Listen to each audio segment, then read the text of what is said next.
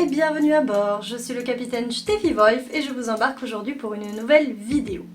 Aujourd'hui, on va voir ensemble quelle sera ma pioche à lire pour le Cold Winter Challenge. Oui, vous le savez maintenant, j'aime beaucoup participer à des challenges, même si je suis pas très douée pour les remporter. Encore que moi je me dis qu'à partir du moment où on lit pour un challenge littéraire, eh ben on a déjà à moitié gagné. Et j'aime plus encore les challenges de saison, d'où cette vidéo. J'aimerais avant de commencer qu'on s'arrête une petite seconde sur ceci. Donc je vous ai mis les livres évidemment de l'autre côté, mais on voit quand même qu'il y a du beau livre, voilà. Et pas que en français, vous allez voir ça tout de suite. Pour ceux qui ne connaîtraient pas, le Cold Winter Challenge est donc un challenge littéraire qui se déroule en hiver, comme son nom l'indique. Il existe depuis 13 ans visiblement et depuis quelques années il est animé par A Book and a Cup, donc une jeune femme qui tient une chaîne YouTube et un compte Instagram. Elle a aussi pas mal d'autres choses, mais voilà, c'est le principal. Je vous mets en barre d'informations la vidéo de présentation du challenge pour que vous vous fassiez peut-être une meilleure idée. Elle le dit dans sa vidéo, mais je vais le préciser ici également. Cette année, le challenge est composé donc comme toujours de 3 menus. Il y en a 2 pour lesquels on a l'habitude et puis il y en a un qui change d'une année sur l'autre. Et on est sur une thématique un peu plus sombre et vous allez voir que malgré la beauté de ceci, je suis allée à fond dans le sombre. Enfin, ouais, j'y suis allée pas mal. Enfin, vous le verrez avec les résumés, les couvertures, c'est du sombre et ça me convient parfaitement. Donc le premier menu, qui est celui qui varie donc d'une année sur l'autre, il s'intitule In the Dead of Winter. Et maintenant on va commencer la triche, hein, on rigole plus, parce qu'il y a 5 catégories dans ce menu. D'habitude dans les menus il y a 4 catégories, là il y en a 5. Et puis en plus la première est encore écrite en anglais. Alors autant le titre du menu ça allait, mais là la catégorie c'est Greetings from Krampus. Alors Krampus, hein, parce que a priori c'est un monstre d'origine germanique, je dirais même allemande, donc Krampus, mais voilà. Et donc ici les mots-clés étaient divinité, nuit, sacrifice, danger, animal, enfance et masque. Et pour répondre aux critères enfance, j'ai choisi de lire Ich heiße Anne, donc qui est un livre donc, en allemand, je m'appelle Anne, et qui reprend le journal d'Anne Frank, je vais y arriver. Donc que j'ai ici et que j'étais censée lire pour le Villain Books Challenge, mais que je n'ai pas lu. Donc il est encore temps. Hein. Alors pourquoi est-ce que je le lis en allemand et pas... Enfin je veux dire, pourquoi est-ce que je le lis en langue plus facile, on va dire, plutôt que la version ici de poche un peu pourrie que j'avais en français? Eh bien tout simplement parce que c'est un projet que j'ai peut-être de faire ça avec mes élèves, donc pourquoi pas. En plus ça va se lire très très vite, c'est écrit relativement gros, c'est très espacé, voilà, ça devrait aller. Tout le monde connaît le journal d'Anne Frank, donc je vais pas ici faire un résumé, mais je pense que si je dis enfance, ça y répond. Bien que c'est vrai, elles sont un petit peu adolescentes à un moment donné, mais bref, pour moi ça passait. Et puis c'est écrit en allemand, c'est une légende allemande, donc moi ça passe encore plus. Hein. Alors Krampus, hein, pas Anne Frank, malheureusement c'était pas une légende. La seconde catégorie s'intitulait Un cœur de glace, froid et insensible. Et donc ici les mots-clés étaient magie, féminisme, gourmandise, immobilité, glace et neige. Alors malheureusement j'ai terminé ma saga Meia des Blondes, ma démon de la gourmandise favorite, mais qu'on se rassure, j'ai quand même trouvé quelque chose à lire. Et donc pour le côté glace, j'ai choisi ceci. Ceci est mon calendrier de l'Avent de cette année, donc c'est un escape game où vous le voyez ici il y a de la glace et où il est écrit « Oserez-vous affronter le blizzard avant Noël ?» Donc c'est tout simplement un escape game, un livre où chaque jour vous avez un petit quelque chose d'écrit et avec une énigme, etc. à résoudre pour pouvoir ouvrir la case du calendrier de l'Avent le jour d'après. C'était pas très clair, mais je pense que vous comprenez le principe, hein, un calendrier de l'Avent, ça s'ouvre à partir du 1er décembre jusqu'au 24 décembre. Et bah là c'est pareil, mais avec des énigmes en mode escape game. Donc c'est la première année que je teste, ça fait depuis depuis quelques mois que j'avais envie de tester. Je crois que même l'an dernier en fait, quand je dis depuis l'an dernier, c'est qu'il me semble bien. J'ai l'impression de parler à une vitesse incroyable. Bref, ça se trouve chez Decrypt et ma foi, j'ai hâte de voir ce que ça donne parce que... Bon par contre c'est petit, il m'est arrivé complètement défoncé, merci Amazon. Mais c'est pas grave parce qu'il avait protégé Ich heiße Anne, donc ça va. La troisième catégorie c'est le démon aux yeux bleus, le roi de l'hiver. Donc ici les mots-clés étaient pouvoir, amour, mythe, folklore, démon et beauté. Et alors là j'ai mis un livre que j'aurais tellement voulu placer dans une autre catégorie mais il allait beaucoup mieux ici. Il s'agit du premier tome de Life, enfin, c'est comme ça que je le lirai en tant que prof d'allemand mais voilà.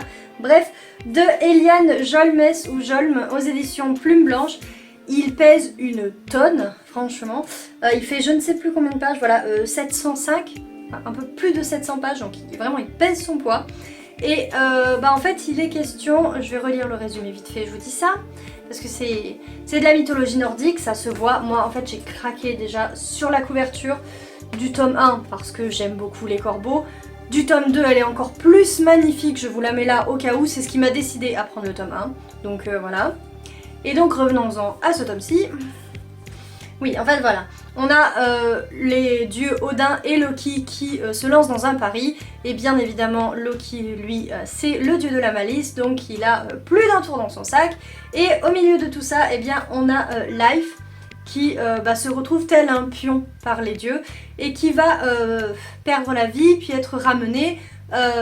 Mais il n'a plus sa mémoire, donc que va-t-il se passer hein? J'ai hâte de le savoir. Franchement, cette couverture me donne super envie. La mythologie nordique, j'adore ça.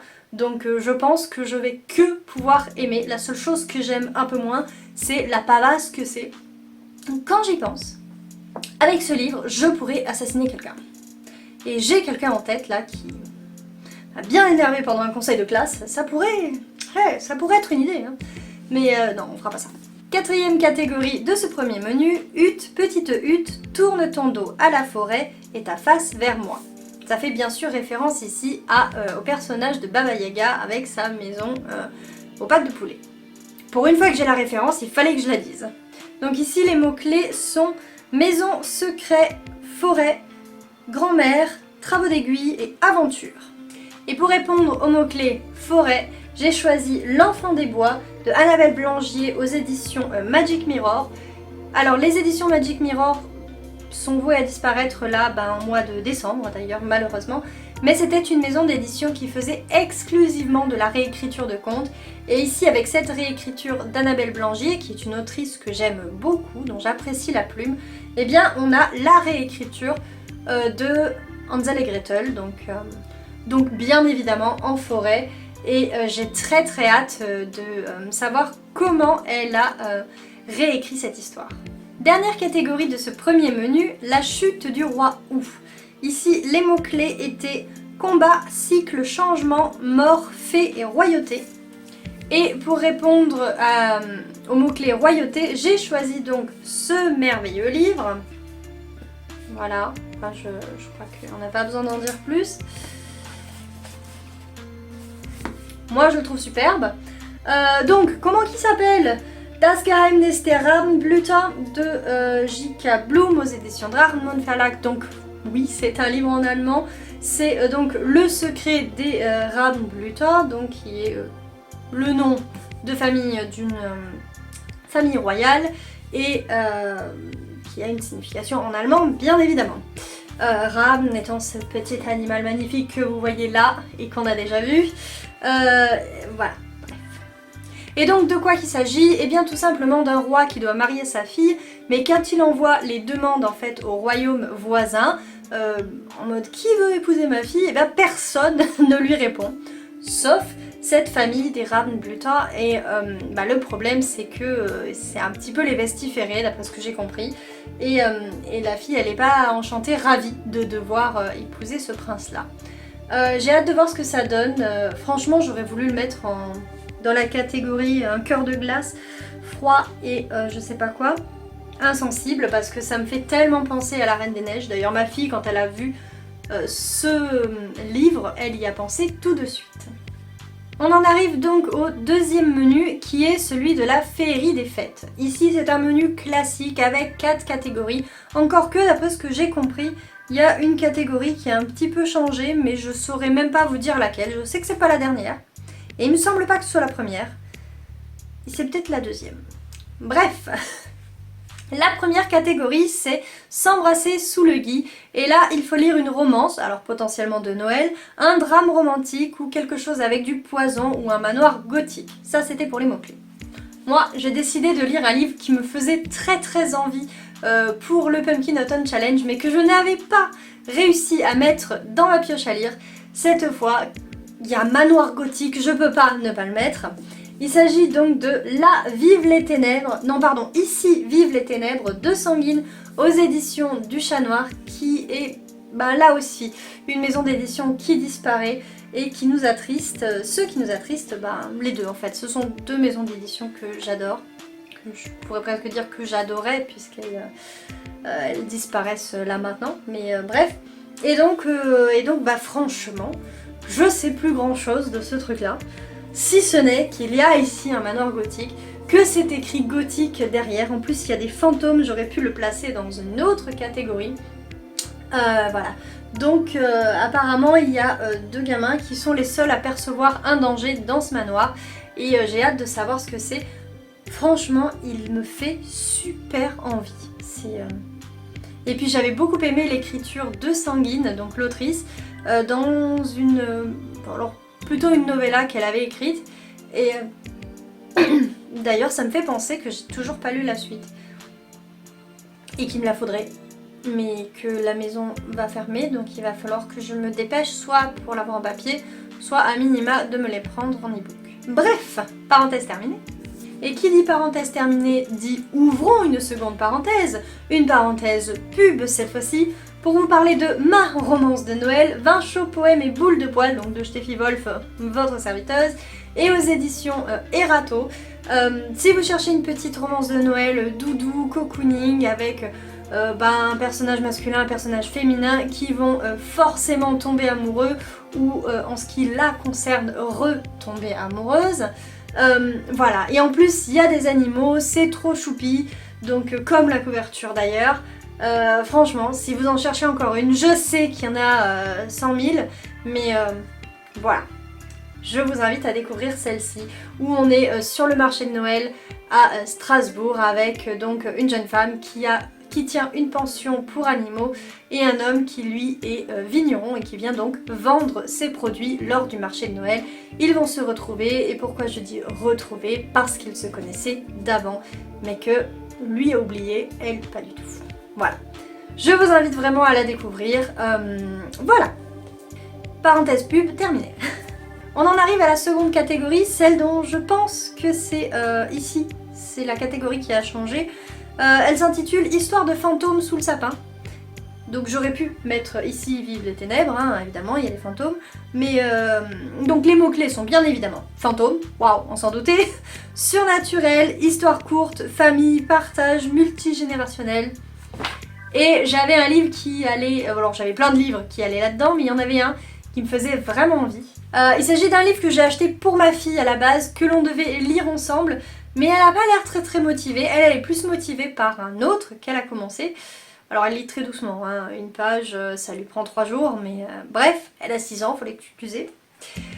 Donc moi, le livre qui me faisait envie et qui était pour Noël, c'était Valentin et la révolte des gnomes de Laurie Lorenzi. C'est ce qu'elle a appelé la collection 7 mots, c'est-à-dire qu'elle a travaillé avec des enfants qui lui ont donné 7 mots à partir desquels elle a dû faire une histoire.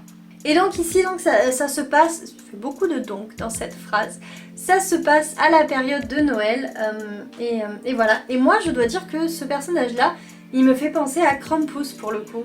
Donc j'ai cherché, j'ai feuilleté le livre en me disant peut-être qu'il est dedans et ça irait bien dans la première catégorie du premier menu, mais non. Donc je l'ai mis ici, pourquoi? Tout simplement pour les mots-clés histoire courte, parce que forcément c'est court vu que c'est pour les enfants à partir de 8 ans. Je l'ai mis en famille et en multigénérationnel et en partage, puisque comme je vous l'ai dit, c'était quelque chose que je voulais lire avec ma fille. Je pense que je vais le lire là dès décembre et avec dans l'idée de le relire avec elle après. Donc voilà. Troisième catégorie, au coin du feu. Ici les mots-clés, c'est pas vraiment des mots-clés en fait, c'est une phrase qui décrit la lecture que vous devez faire, à savoir un livre cocooning qui réchauffe le cœur et le corps. Alors moi en cocooning, d'habitude je prends un tome de la série de manga L'Éden des sorcières, mais là j'avais quelque chose qui selon moi passait beaucoup mieux. Ceci, Un chant avec le duc des mers de Elise Kova aux éditions Big Bang, donc c'était le deuxième magnifique.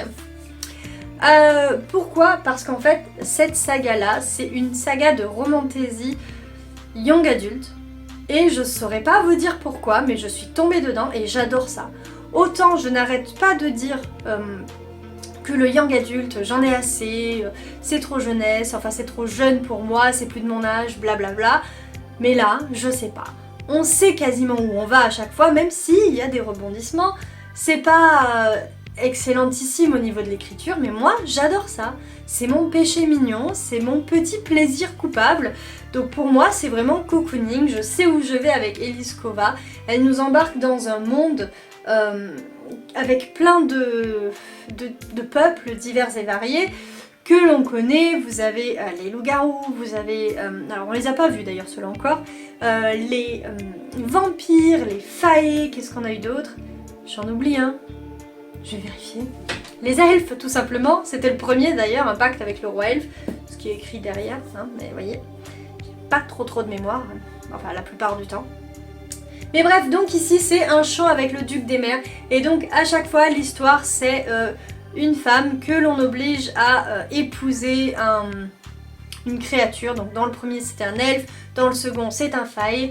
Dans le troisième, c'est un vampire, et donc ici, c'est un homme sirène, voilà. Et j'ai très hâte de le découvrir, franchement, celui-là, je l'attendais. Le premier, je suis tombée dessus par hasard. Le deuxième, je l'ai pris parce que le premier m'avait plu. Le troisième, bien que les couleurs étaient moyens et que voilà, je l'ai pris quand même. Celui-là, je l'ai vraiment attendu. Je me suis dit quand est-ce qu'il sort, etc. J'ai même demandé en librairie, vous savez pas quand est-ce qu'il sort. Et on m'a dit le 5 novembre, donc moi, genre le 6 novembre, je l'avais acheté. Voilà. Parce que, mais je vous dis, c'est mon péché mignon. Bref, je m'extasie alors que je ne l'ai pas encore lu, mais vous voyez un petit peu la hâte. Dernière catégorie de ce second menu, Deck the Halls. On passera sur la prononciation.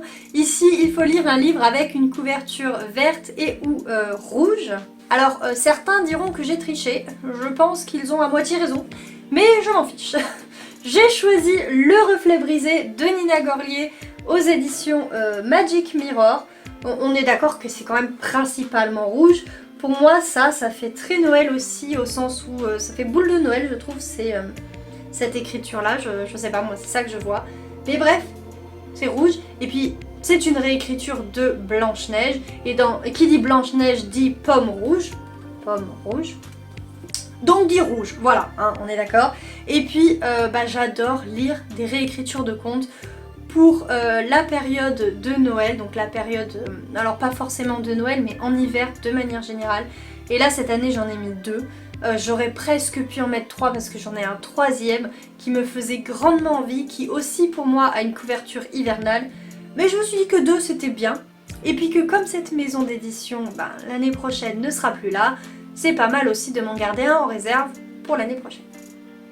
Au passage également de Nina Gorlier.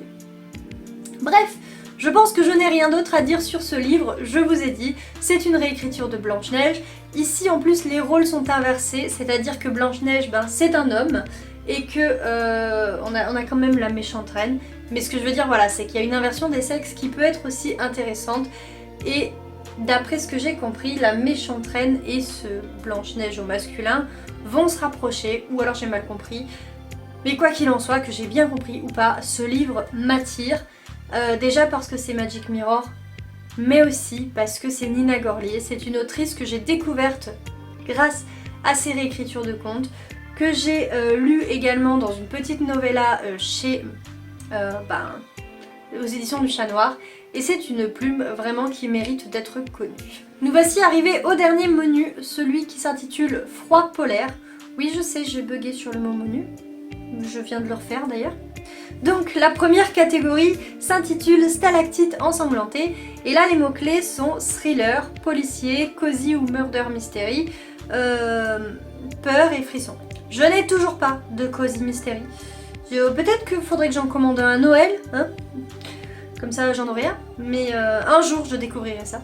À la place, j'ai pris quelque chose qui fait peur, enfin peut-être, qui apporte du frisson, tout ça, avec le maître... J'allais dire le maître incontesté du thriller, mais pas vraiment. Stephen King, voilà. Avec un livre qui a vécu. Alors je l'ai eu d'occasion, hein, donc c'est pas à cause de ça qu'il a vécu. Mais ça doit bien faire 4 ans qu'il est dans ma palle. Donc il a vécu de plusieurs façons. Et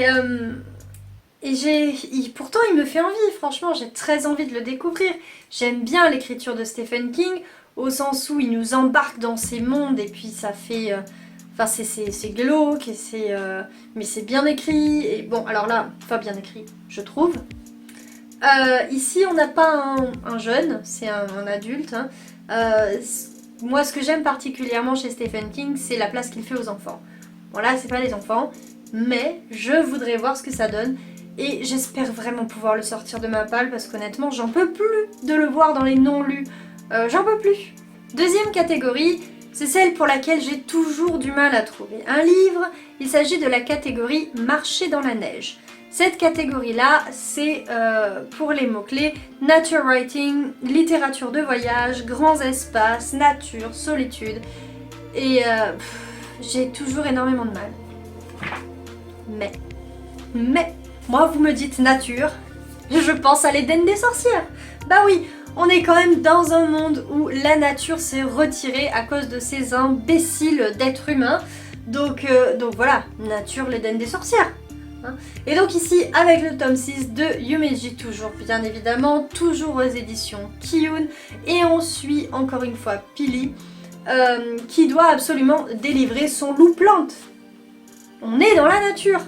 Donc voilà, j'ai grand hâte de découvrir ce tome 6. Voilà, je pense qu'on en reparle bientôt. Troisième catégorie Troisième catégorie de Wild Hunt, donc la chasse sauvage. Et les mots-clés sont prophétie, destinée, chasse, quête, chute. Je ne vous cache pas que la chasse sauvage étant originaire des pays nordiques, c'est là que je voulais mettre live. Mais, ou Leif, enfin je sais pas, dites-le comme vous voulez, on s'en fout, vous voyez, je parle de celui-ci, hein, en mythologie nordique. Mais je trouvais que les mots-clés s'y prêtaient pas, alors que dans l'autre catégorie, beaucoup plus. En revanche, avec le mot-clé quête, j'ai pu caser quelque chose qui selon moi fait aussi assez hivernal. Le tome 30 des elfes, le scintillement des ténèbres, puisque dans la première phrase, on vous dit Gawain est en quête de la dague de saphir. Moi, ça me suffit. On a le mot-clé quête, on a quand même une couverture assez hivernale, hein, faut se le dire. Ça rentre parfaitement, voilà. Donc on aura le tome 30 des elfes. On s'approche petit à petit de ce tome 33 là. Il était tout seul, mais on s'en rapproche. Et là, vous vous dites, attends, elle vient de nous montrer tout ça, il n'y a plus rien. Et pourtant, il y a encore une catégorie, si on sait bien compter. Oui, la dernière catégorie, c'est Let It Snow, un livre dont le titre contient un mot hivernal. Et bien là, je vais lire un e-book. Voilà. Et je vais lire Le temps d'une avalanche de Anouk Langel. Un livre que je vais lire pour deux raisons. Bah déjà, il y a le mot avalanche, donc pour moi, c'est un mot qui représente l'hiver. Hein. On a rarement des avalanches en été. Enfin, ça s'appelle des éboulis, sinon, voilà. Et puis en plus, celui-ci, je dois le lire parce que je fais un autre challenge, qui était un challenge de vider sa palle, et pour lequel, ben, au mois de décembre, il fallait lire quelque chose qui a un rapport avec l'hiver. Voilà, la même chose, hein. En plus, c'est un petit livre, j'ai vu, il fait 70 pages, donc ça sera vite lu. C'est une petite histoire d'amour, ça va être sympathique, je pense. Donc voilà. Comme d'habitude, évidemment, c'est une pioche à lire parce que franchement, en 2 mois... Ah oui, je vous ai pas dit ça. J'aurais pu le mettre au début, mais non, ce sera à la fin. Le challenge, le Cold Winter Challenge, il se fait seulement en décembre et janvier. Une année, on avait poussé jusqu'en février et c'était tellement mieux. Parce que moi je lis environ 4 livres par mois, donc 3 catégories, 3 x 4, 12, c'était parfait. Mais là, je suis censée lire 13 livres, puisqu'il y a 3 catégories, mais que la première... Non, il y a 3 menus, mais que le premier en fait à 5 catégories. Donc là, 13 livres en 2 mois. Ça me paraît très compliqué. Alors vous me direz, oui mais Stéphie, il y a des vacances au milieu. Bah oui, mais les vacances, c'est les vacances de Noël, de fin d'année. Et généralement, on a autre chose à faire. Hein. On a les amis, on a la famille, on a les repas festifs, etc. Voilà. En plus, là, on a attaqué les conseils de classe, je le disais tout à l'heure. Si vous, voilà. Je fais des cours en plus. Enfin bref, j'ai un emploi du temps ultra chargé. Donc clairement, si en 2 mois j'arrive à lire, alors j'allais dire la moitié, mais on va dire les 2 tiers, c'est-à-dire que j'arrive à lire 8 livres en gros, voilà, bon alors c'est pas tout à fait les 2 tiers, puisque on n'est pas prof de maths ici, voilà, mais je serai déjà très contente. Comme je vous le disais au début également, il me semble, moi ce que j'aime dans les challenges, c'est tout simplement lire. Ce que j'aime par-dessus tout, c'est lire, mais ce que j'aime aussi, c'est faire des pioches à lire. D'où cette vidéo que vous venez de visionner. Au passage, si elle vous a plu, n'hésitez pas à lui mettre un petit pouce vers le haut. Vous pouvez également me dire en commentaire si vous aussi vous participez à ce challenge, voire même quelles catégories vous font le plus envie, voyez ce genre de choses. Et si vous n'êtes pas abonné à cette vidéo, non pas vidéo mais chaîne, je vous en prie, faites-le, ça me fera grand plaisir. Si jamais vous n'êtes pas abonné, ça veut dire que potentiellement vous ne connaissez pas mon site steffiwolf.fr. Je vous invite à y faire un tour, j'y mets toutes mes chroniques. Je parle aussi de ma vie d'autrice puisque Steffi Wolf, vous l'avez vu, c'est pas juste une lectrice, c'est également une autrice. Et oui, je parle de moi à la 3e personne. Et alors bref, tout ceci étant dit, il est temps pour moi de vous souhaiter une excellente navigation sur YouTube et de vous dire à très vite pour une prochaine vidéo. Tchuss!